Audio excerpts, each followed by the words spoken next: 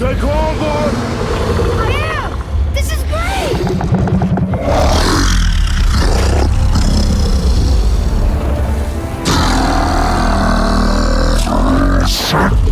It speaks? Yeah! Mom said he's friendly! Yo, what's going on, people? They've been taking a look at God of War 4. This is by Santa Monica Studios. It launched on April 20th and it's exclusive to the PS4. So, for the story of God of War 4, actually, stop the music. I'll just issue this warning real quick. First of all, it's going to be a spoiler-free review. And secondly, I've seen a massive amount of comments online. So if you're one of those people who's writing this game's dick so hard that you get easily triggered by anyone who, has a difference of opinion, who doesn't think this game is a 10 out of 10, acknowledges some of the game's flaws and actually points them out, then find another video, because that's what I'm about to do. So for the story of God of War 4, Kratos has switched mythologies from Greek to the Norse mythology, and keeping it spoiler free, the basis of this story is your wife Faye has died, and her last dying wish was for you to scatter her ashes over the tallest mountain in the realm. And yeah, you take your son and you go on the adventure to scatter her ashes over the highest mountain, and that's basically the story for God of War 4.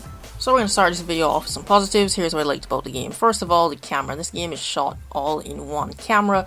There are no cutaway scenes or any transitions. It blends gameplay and cinematics amazingly.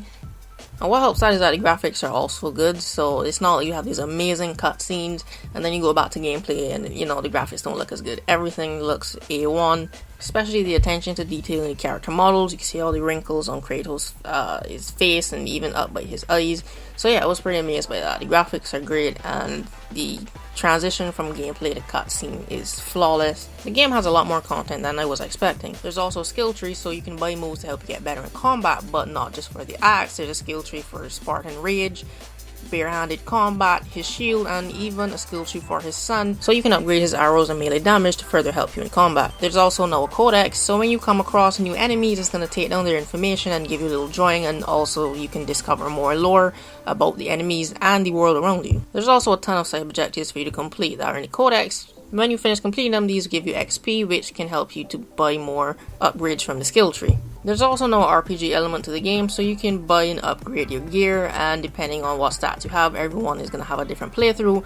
Me personally, I built Kratos with a glass cannon, so I was dishing out a ton of damage, but in return I could only take a few hits before I died. But speaking of dying, there's also a new combat system. So for this game, they've moved away from the hack and slash, and it is more skill based, kind of like Dark Souls or Bloodborne. So you have your regular heavy and light, but you're going to have to be parrying and dodging a lot more.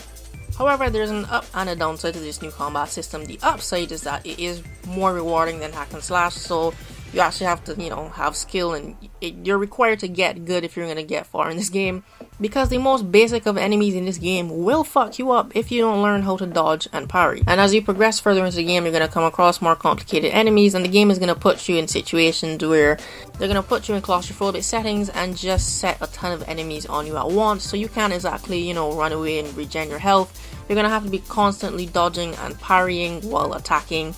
So like I said, they're really reinforcing the get good part of this combat system. And sometimes it could also get pretty hectic with the amount of enemies on screen and the amount of dodging you have to do, but it could also be pretty fun because you also have kind of supernatural powers called runic attacks, and the different types of combat that you have. Like I said, you can fight barehanded, you can use your shield, you can use your axe, the blades, and also Trace's bow and his melee damage. So combining all of that while still trying to stay alive sometimes in hectic situations, it felt pretty good to stay alive. So like I said, it's very rewarding sometimes. Now the game is semi-open world, so you do have a lot of room to explore, and the environments look amazing. Every realm has a different feel to it.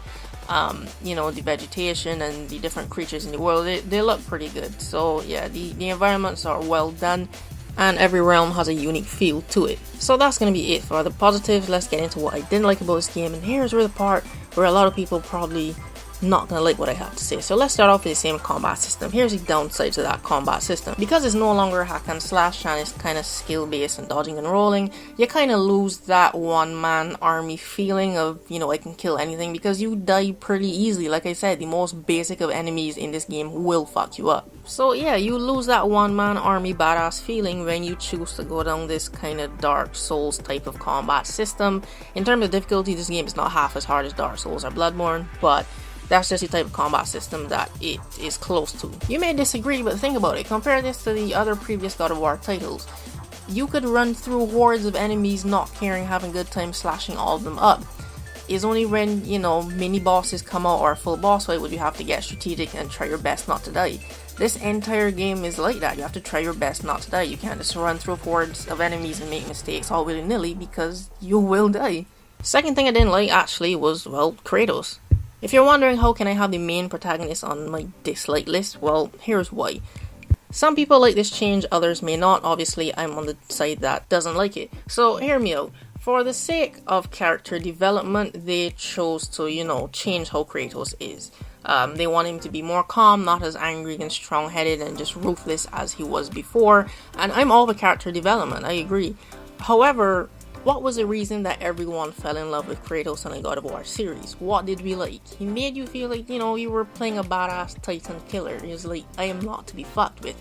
For this game, I don't mind toning him down because of, you know, character development. You're getting older, you can't always be a rage-filled monster, but I would have liked to see a struggle. For this game, he was completely tame. Maybe at some points if he had like a ragey, you know, type of outburst and then saw his son and be like, you know what, this is what I'm trying to change and calm down.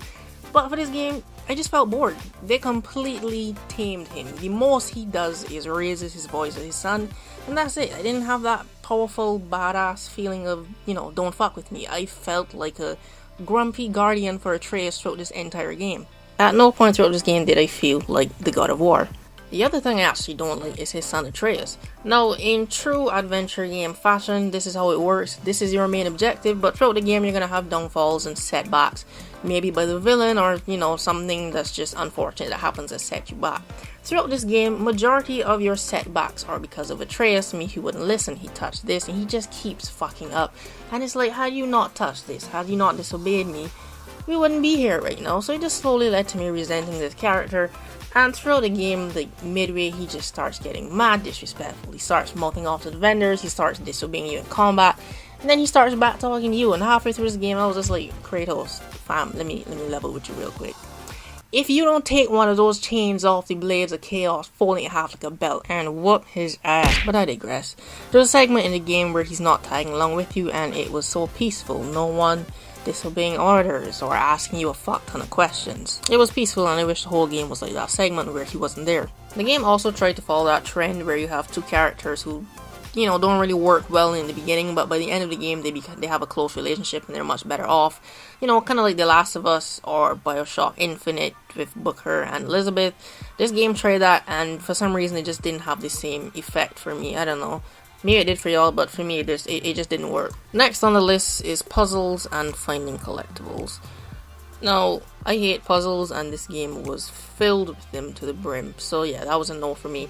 And when I say finding collectibles, they aren't mandatory, they're all optional, but I prefer when a game, as you progress throughout the story, your health, you know, it increases closer to the end of the game, rather than saying, alright, you can increase your health from the beginning of the game, but you have to go and find these collectibles. So there are these chests, and you have to find 3 runes, or you have to line up 3 runes, or just collect 3 of one of these items to open the chest. And that's how it works. If you want to increase your health bar, if you want to increase your sparking rage meter, you have to find these chests with all 3 collectibles to that one chest. And I hate finding shit, so I was just like, fuck it, no. Next on the list is lack of enemies, or enemy variety, I should say. So there are about, I would say, 10 or 12 enemies in this game, but it makes you feel like there are a ton of enemies because it just reskins the same enemy, but gives them a different elemental damage type. So the basic enemy in this game is called a Draugr. So you have your standard Draugr, then you have a Draugr with fire, a poisonous one, an ice Draugr, and then a Draugr that has fire and explodes. So you see what I mean? It's just the same enemy type reskinned with different elemental damage, and it does this for a majority of the enemies in this game.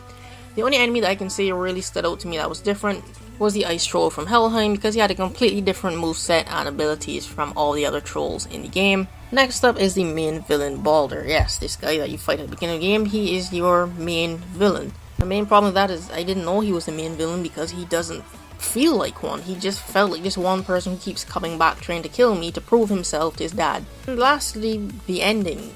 The ending of this game is so anticlimactic. All I could say was, wait, that's it? the boss fight didn't feel like a boss fight. Practically, it wasn't even that difficult. Like, fighting the Dark Elves in this game gave me more of a challenge than fighting the final boss.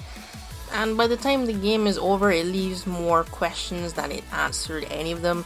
It just felt like I was being drip-fed information throughout this game. Here's a small bit of info, go to your next objective, and repeat. At no point did they really give you a large sum of information, and you may disagree, like, what? No, the story was great. Okay, answer me this. At the ending of the game, did you not either go on Google or YouTube to try to find out what the ending mean, because you didn't fully understand what everything meant? Am I right? Because like I said, the game leaves more questions than it answers any of them. And honestly, the way they ended it, this is either going to be another trilogy or some more DLC is going to be released for this game, in which I will not be buying. So final verdict, should you buy this game? Is it worth $60? Looking at the game as a standalone game, nah, I'd say wait until it goes on sale. But I'll take it a step further. If you've played the previous God of War series and you're wondering if to buy this one, then I'll break it down like this, because this is a complete overhaul. This is nothing like the last games. Here are the key points of this game. I'll put them on the screen. So depending on the type of games you like, this will tell you if you should get this game or not. So depending on which you answer yes or no to, well, that'll depend on if you should get this game. So do you like a lot of exploring and finding out lore about games and where, you know, stuff of that world? Do you like RPG games and managing equipment and gear stats? Do you prefer hack and slash games, or do you like the Bloodborne type of combat system where it requires you to get good? Do you like solving a lot of puzzles, and do you like going on various side quests and completing side tasks? And do you like searching for a lot of collectibles? If you've answered yes or no to majority of these questions, well, that should answer if you should get this game or not. So yeah, that's been it for my review of God of War 4. If you found this helpful, you can leave a like and comment down below if you agree or disagree. I am fully open to debate, and subscribe for more game reviews. Thanks for watching, and I'll see you in the next video.